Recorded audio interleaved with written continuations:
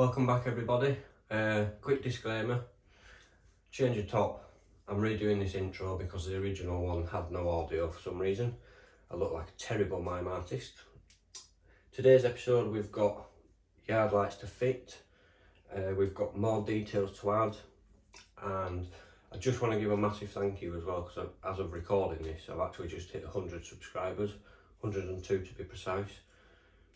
Subscribe, comment, like, every single one of you that has done so, I really appreciate it. And a big shout out to Dinmore Junction, that's just boosted me that extra mile, so thank you. Let's jump into it. So these are the yard lights in question. Very good. So the main sort of body is brass, makes up part of the circuit. The steps and the cage are 3D printed. These have a reflective coat on them, on the domes, on the inside of the domes I should say, to help spread the light and diffuse the light sort of thing. And we're going to get these fitted. I've got 2 to fit, so let's get them in.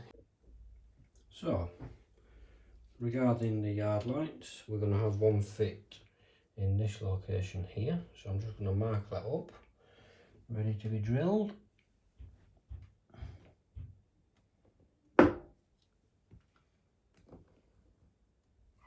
Just there. I'll get that drilled, get the other one marked up. So I drilled the hole. I'm going to have to trim out and cut out some ballast, so to make it look and sit right. So while I'm doing this, I am going to block the camera. I do apologise. I'm just going to score around the outside.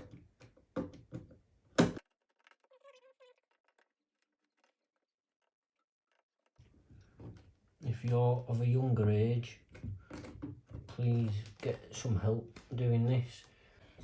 A Stanley knife blade does not forgive. Well, that was very straightforward. A case of drilling a hole, scoring around the outside of the base, and then just picking away at the ballast. They're both now fit. I didn't feel the need to record it just because of how simple it was. Off camera I have added buffer stops. There's one there and one just down there. I think I'm actually going to keep these here. Safety railings and the empty IBC tanks. I did pick up and paint this scissor lift. Personally, I think it feels a bit out of place. Let me know what you think below. It's not glued in. I probably will remove it. I'm not sure if I like it there. Everywhere I've tried on the layout, I just can't, I don't feel like it fits. There's some of the safety rails chucked in the bush. I've done a bit of experimenting on this section with weathering up the ballast. And now it's time to get this frame painted, or at least the first coat painted. So let's jump into it. The layout is spun around and ready to paint. Now, I feel like you're going to think I'm using a bit of an unusual colour. Most of the ones you see are black or white or something like that. Yeah. Now, I've actually seen this colour at a show on a layout and I just loved how it looked. I'm going to be using a roller, as you've probably already seen. I just don't want the brush marks. Simple reason really. As I currently make this video, episode 12, where we are wiring in the depot lights, has not actually gone live yet. Now, there was a slight mistake made in that video, and what we did is we actually wired the lights by sort of drawing power from the CDU.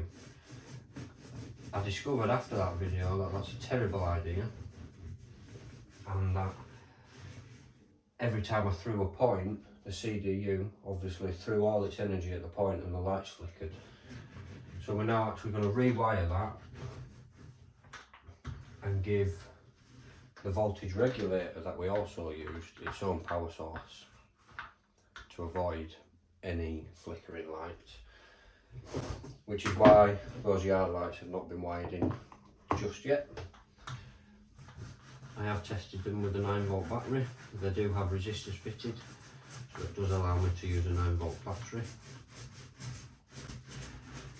Anyway, let me get this time lapsed. If you did comment on the last video about the CDU probably causing flickering lights, I do apologise. Like I say, that video at the time of me recording this has not gone live yet.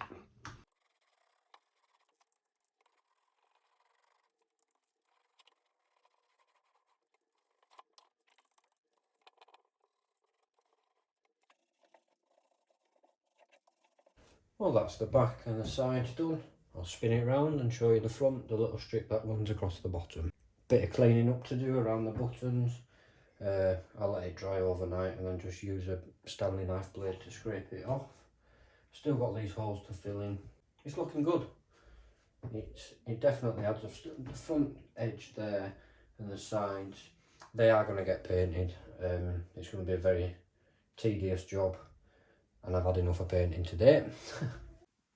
Confession time.